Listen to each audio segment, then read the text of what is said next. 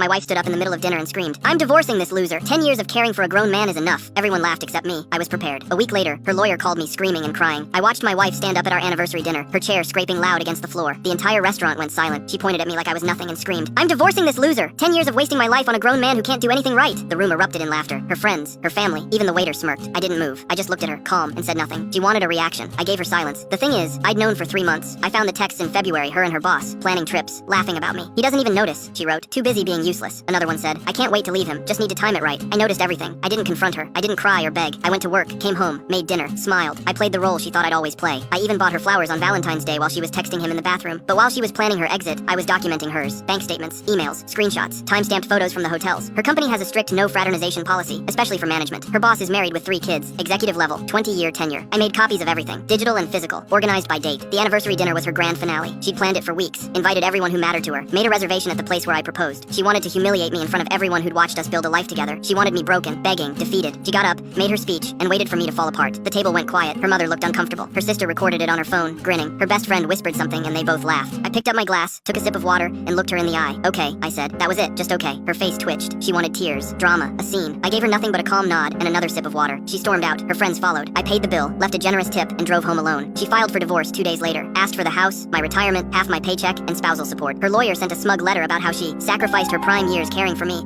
and deserved compensation for emotional labor. I waited a week, let her feel confident. Then I replied with a single attachment, 347 pages, every text message, every email, every photo from hotel lobbies, every receipt from restaurants and weekend trips while I thought she was at conferences, every lie she told me while I made her breakfast and packed her lunch. I included her company's employee handbook, highlighted in yellow, with the section on immediate termination for workplace relationships, especially those involving power dynamics. I sent copies to her lawyer, my lawyer, and saved one more for later. Then I sent the same file to her boss's wife, certified mail, signature required. Her lawyer called me exactly 6 days later. I was at work, saw his name, and let it go to voicemail. He called 4 more times. I listened to the messages during lunch. The first one was aggressive, threatening, legal jargon about harassment and defamation. The second one was different, quieter. He asked me to call him back, said we needed to talk. The third one he was yelling, but not at me. I could hear my wife in the background sobbing, saying, fix this, please." The fourth message was just him, tired, asking what I wanted to make this go away. I didn't call back. The next day, I sent everything to her company's HR department, anonymously, professional, documented. She was fired within a week, her boss too. The company released a vague statement about policy violations. His wife filed for divorce 3 days later and got an emergency custody order. His name was in the local paper because he tried to contest it. My wife moved into a 1-bedroom apartment across town. She posted on Facebook asking if anyone knew of job openings. Nobody responded. Her friends stopped calling her. Her family stopped taking her side. The ones who laughed at that dinner, 3 of them reached out to me, apologized, said they didn't know the full story, said they felt manipulated. I didn't respond. I just blocked them. The divorce was finalized in April. No fault, but heavily in my favor. The evidence made her claim for alimony laughable. I kept the house, my retirement, everything I'd built. She walked away with her car, her clothes, and the weight of what she'd done. I saw her once after that, at the grocery store in June. She looked older, tired. She saw me and froze. I pushed my cart past her and kept walking. Full story on the channel linked below.